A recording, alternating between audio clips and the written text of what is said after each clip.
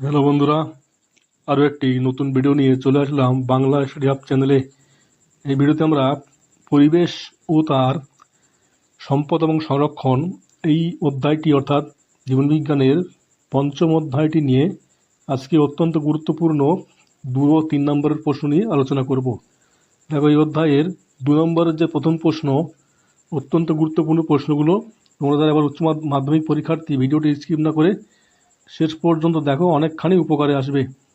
Nitrification কাকে বলে? উদাহরণ দাও। যে জৈবিক প্রক্রিয়ায় মাটির অ্যামোনিয়া অণুজীবের সাহায্যে প্রথমে নাইট্রাইট এবং পরে নাইট্রেটে রূপান্তরিত হয় তাকে নাইট্রিফিকেশন বলে।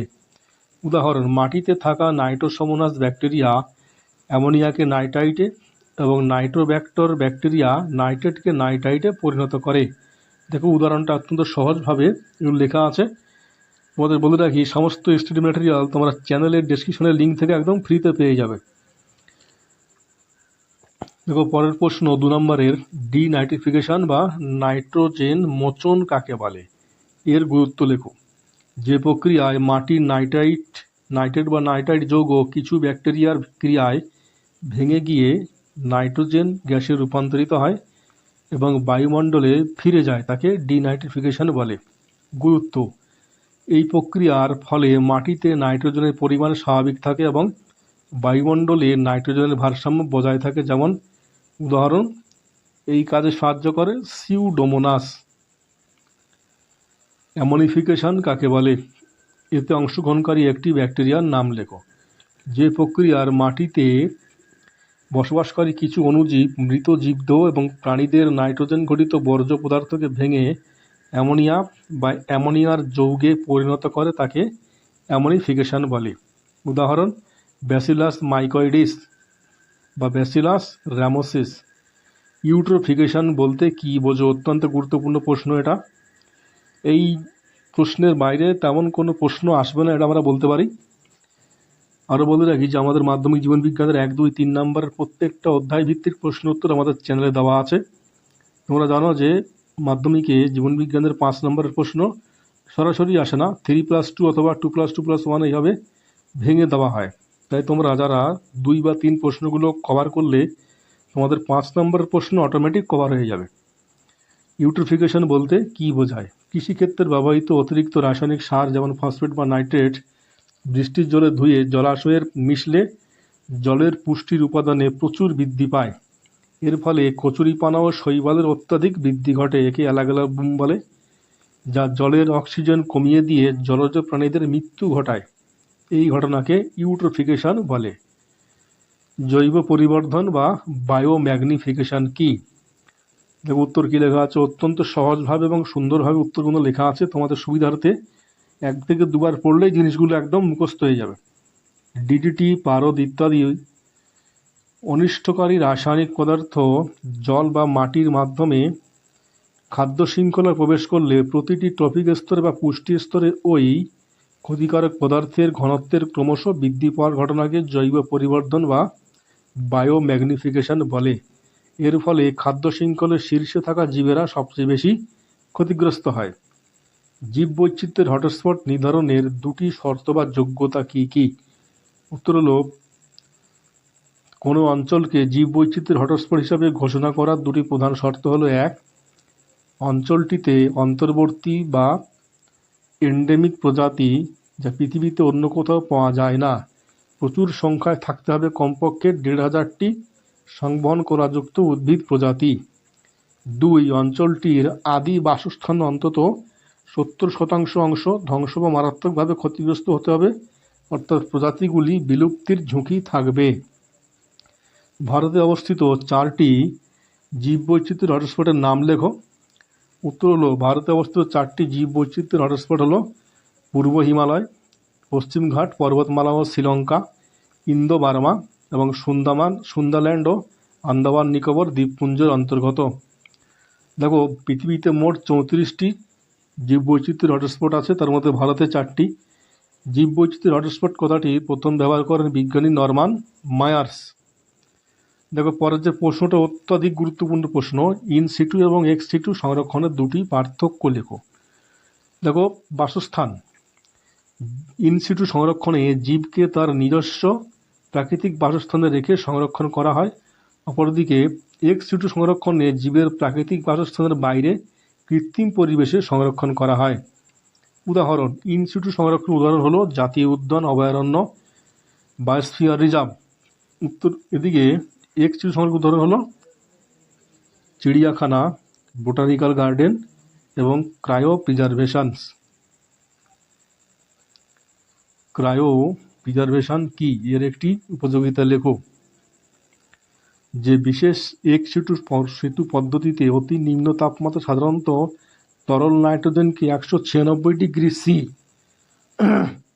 জীবের কোষ, কলা বা সূক্ষ্মাণু, ডিম্বাণু, ভ্রূণকে দীর্ঘকাল জীবিত ও সতেজ অবস্থায় সংরক্ষণ করা হয়, তাকে ক্রায়ো প্রিজার্ভেশন বলা হয়। উপযোগিতা: এর মাধ্যমে বিলুপ্তপ্রায় উদ্ভিদের পরাগরেণু বা বিপন্ন প্রাণীর গ্যামেট দীর্ঘকাল সংরক্ষণ করে কৃত্রিম প্রজনন ঘটানো সম্ভব হয়। রেড ডাটা বুক কি, এর উদ্দেশ্য কি? IUCN এর উদ্যোগে অর্থাৎ international union for conservation of nature and natural resources এর উদ্যোগে প্রকাশিত যে বই বা তালিকায় পৃথিবীর সমস্ত বিলুপ্ত বা বিপন্ন বা সংকটাপন্ন উদ্ভিদ প্রাণী প্রজাতির নাম ও তাদের বিবরণ লিপিবদ্ধ করা থাকে বা রেজিস্টার করা থাকে, তাকে রেড ডাটা বুক বলে। উদ্দেশ্য: বিশ্বজুড়ে বিপন্ন প্রজাতির বর্তমান অবস্থা সম্পর্কে মানুষকে সচেতন করা এবং তাদের সংরক্ষণের ব্যবস্থা নেওয়া। দেখো পরের প্রশ্ন, বিশ্ব উষ্ণায়ন বা গ্লোবাল ওয়ার্মিংয়ের দুটি ক্ষতিকারক প্রভাব লেখো। দেখো বিশ্ব উষ্ণায়নের দুটি ক্ষতিকারক প্রভাব হলো: এক, মেরু অঞ্চলের হিমবাহ ও বরফ গলে যাওয়ার ফলে সমুদ্রপৃষ্ঠের জলস্তর বৃদ্ধি পায় এবং সুন্দরবনের মতো উপকূলবর্তী কিছু এলাকা জলমগ্ন হয়ে পড়বে। দ্বিতীয়ত, জলবায়ুর ব্যাপক পরিবর্তন ঘটবে, যার ফলে অনাবৃষ্টি, খরা, অতিবৃষ্টি বা বিধ্বংসী ঘূর্ণিঝড়ের প্রকোপ বৃদ্ধি পাবে। জেএফএম বলতে কী বোঝো? এটি প্রথম কোথায় শুরু হয়? জেএফএম বা জয়েন্ট ফরেস্ট ম্যানেজমেন্ট হলো এমন একটি ব্যবস্থা যেখানে বন দপ্তর এবং স্থানীয় বন সংলগ্ন গ্রামবাসী যৌথভাবে বনাঞ্চলের সুরক্ষা, পুনরুদ্ধার এবং সুষ্ঠু ব্যবস্থাপনার দায়িত্ব পালন করে। সূচনা: এটি 1971 সালে পশ্চিমবঙ্গের আরাবাড়ি, মেদিনীপুর জেলার আরাবাড়ি অরণ্যে প্রথম সফলভাবে শুরু হয়েছিল। পিবিআর কি, এর দুটি গুরুত্ব লেখো। পিবিআর বা পিপলস বায়োডাইভার্সিটি রেজিস্টার হলো এমন একটি সরকারি নথি বা দলিল যেখানে কোনো নির্দিষ্ট এলাকার স্থানীয় জীব সম্পদ, তাদের সহজলভ্যতা এবং সেই সম্পদ সম্পর্কিত স্থানীয় মানুষের ঐতিহ্যবাহী জ্ঞান লিপিবদ্ধ করা থাকে। গুরুত্ব: প্রথমত, এটি জৈব চুরি রোধ করতে আইনি প্রমাণ হিসেবে সাহায্য করে। দ্বিতীয়ত, স্থানীয় জীববৈচিত্র্য সংরক্ষণের সঠিক পরিকল্পনা গ্রহণে সাহায্য করে। পরের প্রশ্ন, অ্যাজমা বা হাঁপানির দুটি কারণ লেখো। অ্যাজমা বা হাঁপানির দুটি প্রধান কারণ হলো: প্রথমত, বায়ু দূষক ও অ্যালার্জেন। বাতাসে ভাসমান ধূলিকণা, ধোঁয়া, পরাগরেণু, তুলোর আঁশ বা পোষা প্রাণীর লোম শ্বাসনালীতে প্রবেশ করলে অ্যালার্জির সৃষ্টি হয়। পেশাগত কারণ: কয়লা খনি, সুতোকল বা রাসায়নিক কারখানার কাজ করার ফলে সিলিকা, অ্যাসবেস্ট বা রাসায়নিক ধোঁয়া ফুসফুসের বায়ুপথে দীর্ঘস্থায়ী প্রদাহ সৃষ্টি করে। অতিরিক্ত জনসংখ্যা বৃদ্ধির ফলে মিষ্টি জলের সংকট কীভাবে তৈরি হচ্ছে? উত্তর হলো, জনসংখ্যা বৃদ্ধির ফলে মানুষের দৈনন্দিন ব্যবহারের জন্য এবং কৃষিকাজে সেচের জন্য ভূগর্ভস্থ জলের অতিরিক্ত উত্তোলন করা হচ্ছে। এর ফলে মাটির নিচের জল দ্রুত নেমে যাচ্ছে। একই সাথে জলাশয় ভরাট করা এবং নদী হ্রদের জল দূষিত করার ফলে পানের অযোগ্য হয়ে পড়েছে মিষ্টি জল। দেখো এই অধ্যায় থেকে 3 নম্বরের যে গুরুত্বপূর্ণ প্রশ্ন সেগুলো নিয়ে এবার আলোচনা করব। দেখে নাও তোমরা। নাইট্রোজেন চক্রের অণুজীবের ভূমিকা ছকের সাহায্যে বা সংক্ষেপে আলোচনা করো। অত্যন্ত গুরুত্বপূর্ণ এটা মুখস্থ করলে তোমাদের এখান থেকে যা প্রশ্ন দেবে তোমরা সব সহজেই লিখতে পারবে। দেখো তোমরা ধাপগুলো ভালোভাবে লক্ষ্য করো। নাইট্রোজেন চক্র সচল রাখতে বিভিন্ন অণুজীব বা ব্যাকটেরিয়া প্রধান ভূমিকা পালন করে। এদের কাজ 3টি ধাপে বিভক্ত।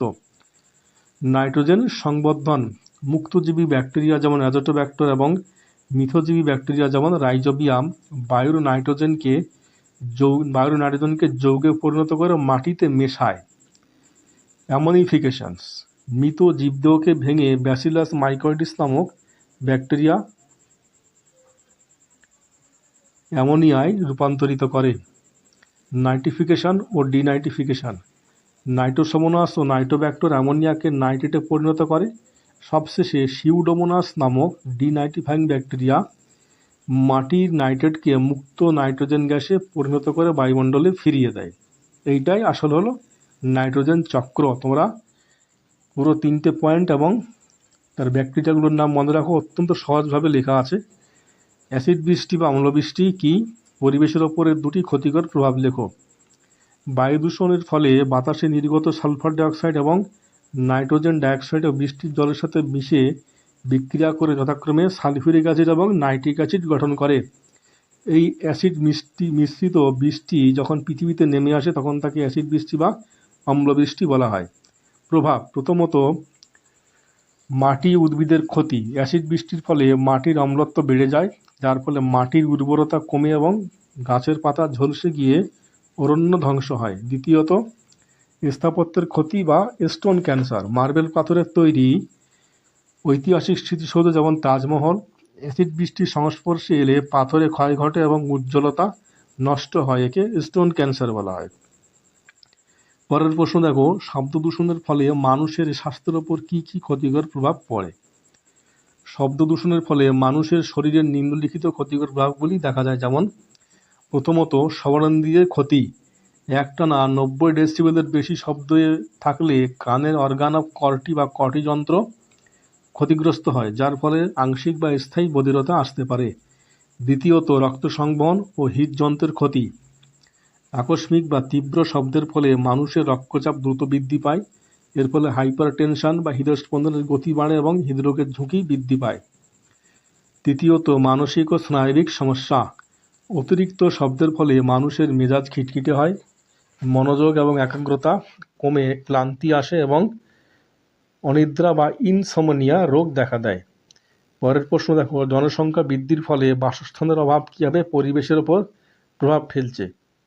ক্রমবর্ধমান জনসংখ্যার বাসস্থানের চাহিদা মেটাতে মানুষ নিম্নলিখিত উপায়ে পরিবেশের ক্ষতি করছে, যেমন প্রথমত অরণ্য নিধন বা ডিফরেস্টেশনস।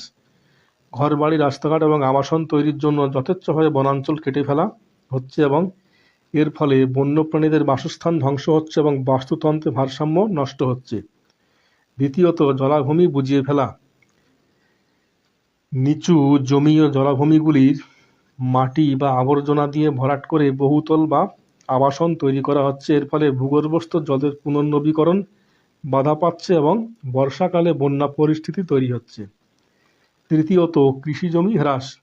বাসস্থানের জন্য উর্বর কৃষিজমি ব্যবহার করায় ভবিষ্যতে খাদ্য সংকটের সম্ভাবনা তৈরি হচ্ছে। দেখো পরের প্রশ্ন, জীববৈচিত্র্য হ্রাসের প্রধান 3টি কারণ সংক্ষেপে আলোচনা করো। অত্যন্ত গুরুত্বপূর্ণ প্রশ্ন এটা। জীববৈচিত্র্য হ্রাসের 3টি প্রধান কারণ হলো, প্রথমত প্রাকৃতিক বাসস্থানের ধ্বংস। মানুষের জনসংখ্যা বৃদ্ধি, নগরায়ন এবং শিল্পায়নের কারণে অরণ্য ও জলাভূমি ধ্বংস হচ্ছে, ফলে বন্যপ্রাণীরা তাদের চিরস্থায়ী বাসস্থান হারিয়ে ফেলছে। শিকার ও চোরাচালান। চামড়া, হাড়, দাঁত, শিং, মাংসের লোভে বন্যপ্রাণী যেমন বাঘ, হাতি, গন্ডার বেআইনিভাবে শিকার ও পাচার করার ফলে তাদের সংখ্যা দ্রুত কমছে। জলবায়ুর পরিবর্তন ও বিশ্ব উষ্ণায়ন। পৃথিবীর তাপমাত্রা অস্বাভাবিক বৃদ্ধির ফলে বহু সংবেদনশীল উদ্ভিদ ও প্রাণী পরিবর্তিত পরিবেশের সাথে মানিয়ে নিতে না পেরে বিলুপ্ত হয়ে যাচ্ছে। দেখো পরের প্রশ্ন, এটা অত্যন্ত গুরুত্বপূর্ণ। জাতীয় উদ্যান এবং অভয়ারণ্যের মধ্যে 3টি পার্থক্য লেখো। দেখো নিয়ন্ত্রণ।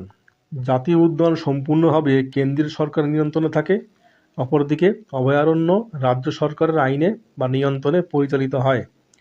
জাতীয় উদ্যানে সাধারণ মানুষের প্রবেশ, শিকার এবং পশুচারণ সম্পূর্ণ নিষিদ্ধ। অভয়ারণ্যে বন্যপ্রাণীদের ক্ষতি না করে পর্যটন বা গবেষণার সীমিত অনুমতি থাকে। জাতীয় উদ্যানে সমগ্র বাস্তুতন্ত্র এবং সমস্ত বন্যপ্রাণী সংরক্ষিত হয়। অভয়ারণ্যে সাধারণত কোনো বিশেষ প্রজাতি যেমন পাখি বা হরিণ সংরক্ষণের জন্য তৈরি হয়। দেখো পরের প্রশ্ন, প্রজেক্ট টাইগার বা ব্যাঘ্র প্রকল্পের মূল উদ্দেশ্য কী এবং বাঘ বিলুপ্তির 2টি কারণ লেখো। 1973 সালে ভারতে শুরু হওয়া প্রজেক্ট টাইগার এর মূল উদ্দেশ্য হলো ভারতে বাঘের সংখ্যা বৃদ্ধি করা, তাদের প্রাকৃতিক বাসস্থানকে সুরক্ষিত রাখা এবং বাস্তুতন্ত্রের ভারসাম্য বজায় রাখা। বাঘ বিলুপ্তির দুটি প্রধান কারণ হলো চোরা শিকার। আন্তর্জাতিক বাজারে বাঘের চামড়া, নখ, দাঁত এবং হাড়ের চড়া দাম থাকায় চোরা শিকারীদের উপদ্রব। দ্বিতীয়ত, বাসস্থান ও খাদ্যের অভাব। জঙ্গল কেটে ফেলার ফলে বাঘের চারণভূমি কমছে এবং হরিণ, শুয়োর ইত্যাদি শিকারী প্রাণীর সংখ্যা কমে যাওয়ায় বাঘেরা খাদ্য সংকটে পড়ছে। পরের প্রশ্ন দেখো, ভারতে একশৃঙ্গ গন্ডার সংরক্ষণের প্রচেষ্টা এবং তাদের বিপন্নতার কারণ কি?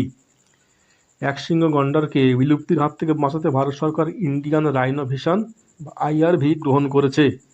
পশ্চিমবঙ্গের জলদাপাড়া ও গরুমারা এবং অসমের কাজিরাঙ্গা জাতীয় উদ্যানে এদের বিশেষ ইন সিটু সংরক্ষণ করা হচ্ছে। বিপন্নতার কারণ: প্রথমত, খড়গের জন্য শিকার। গন্ডারের খড়গ বা শিং অত্যন্ত মূল্যবান হওয়ায় চোরা শিকারী এদের হত্যা করে বা চোরা শিকার করে। দ্বিতীয়ত, বাসস্থানের সংকোচন এবং জলাভূমি ও ঘাস বন বুজিয়ে ফেলা বা কৃষিজমিতে রূপান্তরের ফলে গন্ডারের চারণভূমি নষ্ট হচ্ছে। পরের প্রশ্ন দেখো, নোনা জলের কুমির এবং রেড পান্ডা সংরক্ষণের ভারতে গৃহীত পদক্ষেপগুলি কী কী? নোনা জলের কুমির সংরক্ষণ: 1975 সালে ভারত সরকার কুমির প্রজনন ও সংরক্ষণ প্রকল্প চালু করে। পশ্চিমবঙ্গের সুন্দরবনের ভগবতপুর এবং উড়িষ্যার ভিতরকণিকা এই কুমিরের ডিম সংগ্রহ করে কৃত্রিম উপায়ে বাচ্চা ফুটিয়ে বড় করা হয় এবং পরে তাদের প্রাকৃতিক নোনা জলে ছেড়ে দেওয়া হয়। রেড পান্ডা সংরক্ষণ: পূর্ব হিমালয়ের বিপন্ন রেড পান্ডা সংরক্ষণের জন্য আন্তর্জাতিক সংস্থার সহযোগিতায় পশ্চিমবঙ্গের দার্জিলিংয়ের সিঙ্গালীলা জাতীয় উদ্যান এবং নেওড়া ভ্যালিতে বিশেষ প্রজনন ও ইন সিটু সংরক্ষণের প্রকল্প গড়ে তোলা হয়েছে। লাস্ট প্রশ্ন দেখো, পরিবেশের সংরক্ষণে যৌথ বন ব্যবস্থাপনা বা JFM এর ভূমিকা আলোচনা করো। পরিবেশ এবং বনাঞ্চল রক্ষায় JFM এর ভূমিকা অত্যন্ত গুরুত্বপূর্ণ। যেমন 1, চোরা শিকার ও কাঠ চুরি রোধ। স্থানীয় গ্রামবাসীরা বনের পাহারাদারদের ভূমিকা পালন করায় জঙ্গলে বেআইনি গাছ কাটা ও বন্যপ্রাণী শিকার প্রায় বন্ধ হয়েছে। দাবানল ও প্রতিরোধ বনসৃজন: গ্রামবাসীরা বনের আগুন নেভাতে সাহায্য করে এবং বন দপ্তরের সাথে মিলে নতুন গাছ লাগাতে বা সামাজিক বনসৃজনে অংশ নেয়। তৃতীয়ত, অর্থনৈতিক উন্নয়ন: জঙ্গল সুরক্ষার বিনিময়ে গ্রামবাসীরা বনের শুকনো কাঠ, পাতা, মধু, মোম ইত্যাদি সংগ্রহ করার আইনি অধিকার পায় এবং লভ্যাংশের অংশ পাওয়ায় তাদের জীবিকা সুরক্ষিত হয়, যার ফলে তারা স্বতঃস্ফূর্তভাবে জঙ্গল রক্ষা করে। বন্ধুরা, এই ছিল আজকের ক্লাস। তোমাদেরকে বলি যে এই প্রশ্নগুলো ছাড়াও তোমাদের অন্তত আরেকটি প্রশ্ন তোমরা একটু টেক্সট বই দেখে নেবে। প্রশ্নটা হলো জীববৈচিত্র্যের গুরুত্ব। জীববৈচিত্র্যের গুরুত্ব বলতে জীববিদ্যা আমরা কী কী পাই সেইগুলো অন্তত 3টা পয়েন্ট তোমরা বই থেকে দেখে নেবে। আর বলতে রাখি, এই প্রশ্নের বাইরে তেমন কোনো প্রশ্ন আসবে না, সুতরাং ভিডিওটা ভালো করে দেখো এবং আমাদের লিঙ্ক দেওয়া আছে ডেসক্রিপশনে, তোমরা একদম সরাসরি ফ্রিতে ডাউনলোড বা কপি করে নিয়ে বাড়িতে পড়তে পারবে। তাহলে বন্ধুরা, যারা চ্যানেলে নতুন তারা এইরকম ভিডিও পাওয়ার জন্য অবশ্যই চ্যানেলটি সাবস্ক্রাইব করো এবং ভিডিওটি তোমরা লাইক, কমেন্ট ও শেয়ার করো।